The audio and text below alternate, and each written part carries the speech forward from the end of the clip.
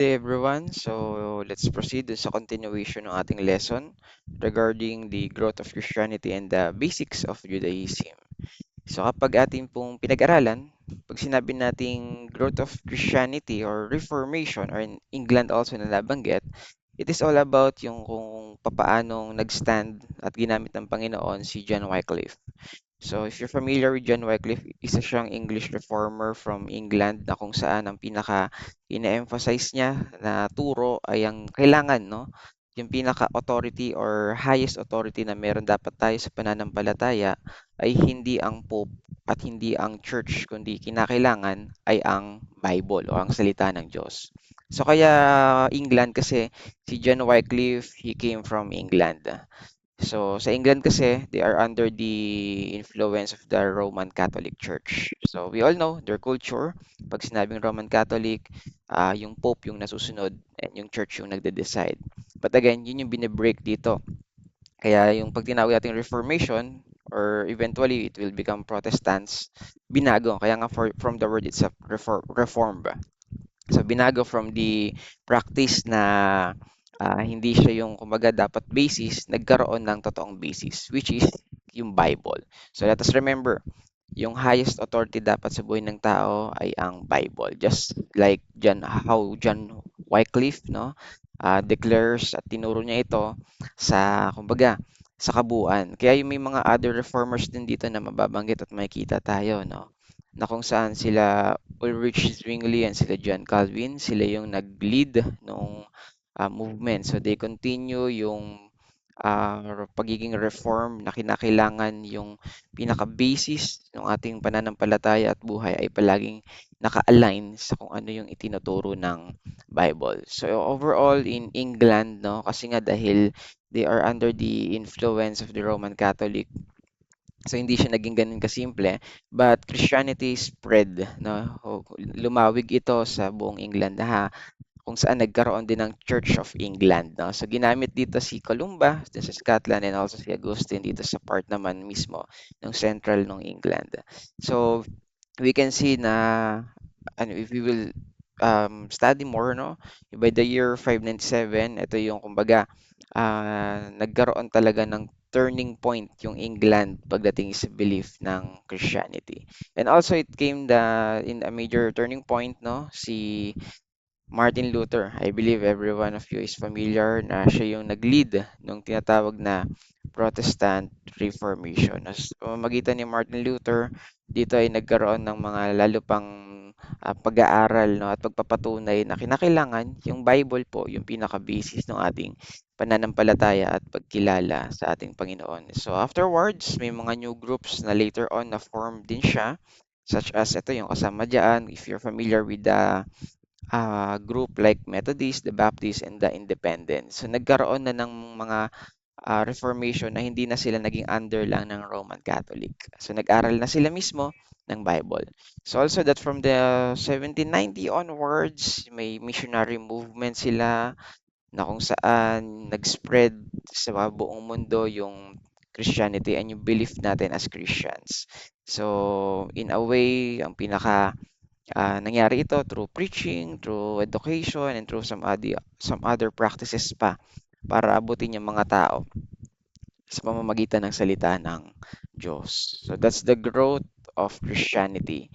Yan siya nag-start sa England. So ginamit ng Panginoon itong mga English reformers na to para magkaroon ng Protestant Reformation na yung pinaka-highest authority dapat ng belief natin ay walang iba kundi ang Bible. So for the part 2, ito naman yung kumbaga basics na to ng Christianity. So ano ba to yung dapat natin tignan dito sa ating pinaka-pinaniniwalaan? So we believe in one God. So pag sinabi natin one God, yes, totoo 'yun, sabi ng Bible, isa lang ang Diyos, pero meron siyang three persons. So, yung persons na 'to ay yung tinatawag na Creator, which is siya yung God the Father, Redeemer, ito si Jesus, and yung Comforter, yung Holy Spirit. So overall, we call it the Trinity or the Godhead. So yan yung pinaka-belief natin, one God but in three persons. And also the church. Pag sinabi nating church, the community of believers. So once we say community, hindi lang siya isa, no? So more than siya, no? More than, marami, kailangan. So it implies also na kapag community, may mga iba't ibang klasing, kumbaga, members, no? May mga parts, no? May iba't ibang klasing tao. So community, marami dapat, no? Kapag sinabi nating church, iba-iba yan. Pero kinakailangan, kumbaga, may iba't ibang members pa dapat. Kailangan may sinasamahan tayo. So it includes na nandiyan na yung, kumbaga, pag nagsama-sama tayo, we are praying, we are studying the Bible, and at the same time, no, yung preaching na kung saan practice na natin yan every Sunday sa mga churches natin. So, important practices din na meron tayo na basics, no, sa faith natin as Christians, yung communion, yung water baptism. So, overall na tatandaan natin, yung foundation ng ating faith at yung ating daily living ay walang iba kundi yung Bible na kung saan salita ng Diyos. So that's the basic of Christianity. I believe all of us, no, sa mga churches natin, napapractice naman natin itong mga basics na to. So praise God for the, excuse me, for the last part or the part 3. Ito naman yung basics of Judaism. So when we say Judaism or its basic, it's founded by Abraham the year 2000 BC. Also na niled siya ni Moses, pinasa siya kay Moses, na kung saan later on ay naging highlights nga ay yung Ten Commandments. So kapag sinabi natin Judaism, di ba, it's more like na focus tayo sa Old Testament. Kasi pag binabanggit yung Abraham, pag binabanggit yung Moses, no, Old Testament sila. So, yung mga Hudyo, they believe also in one God, and the term that they use is Yahweh. They also have the books na basis nila sa paniniwala nila sa Diyos, and that is what we call Torah, which is the first five books in the Bible. The prophets, so pas in detail, 'di ba? Meron pa tayong mga minor, major. So, meron din tayong writings and also the Talmud. So, kapag sinabi nating baga Ten Commandments, ito which is yung pinaka highlight teaching natin or yung law of God, no? So kapag sinabi nating God's law, mabigat to at that time kasi kinakailangan kung ano talaga yung nakasulat, yun yung susundin mo. So yung Ten Commandments, sa pinakatinuro nga niyan, you need to perfect. No? Yun yung, kumbaga, basics of Judaism. Kailangan ma-perfect, magawa mo lahat ng nakasulat doon. But at the same time, yung part din, no, ng teaching sa Judaism, nandiyan yung compassion, tsaka yung pagtulong sa mga nangangailangan. So, it takes place also na kapag they worship, nakafocus pa sa synagogue, no? So, kumbaga, in the Old Testament, makikita natin that these are the things na kung saan more of pagiging religious. There's no wrong, I believe, no? But naging balance na kasi ito nung dumating yung New Testament, which is si Jesus na yung naging fulfillment, no?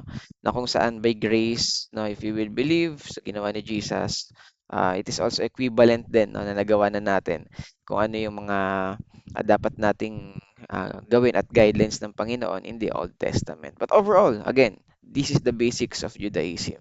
They are more focusing about si Abraham as their the founder, no, yung kumbaga pinaka-leader nila, Father Abraham. Then eventually, yung kung paano si Moses na binigay sa kanya yung Ten Commandments. Then overall, God's law and yung baga, worshiping na nakabase pa sa synagogue and sa temple. So for the conclusion or the key idea that we have in here is pag Christians, no, we are focusing on our salvation through Jesus Christ. Sa pag Judaism, focusing about the obedience on God's law. But itong pares na tinuturong ito, it's all about faith, kung ano dapat yung morality na meron tayo, and yung compassion na meron sa Diyos. So, that's all for the growth of Christianity and the basics of Judaism. To God be the glory.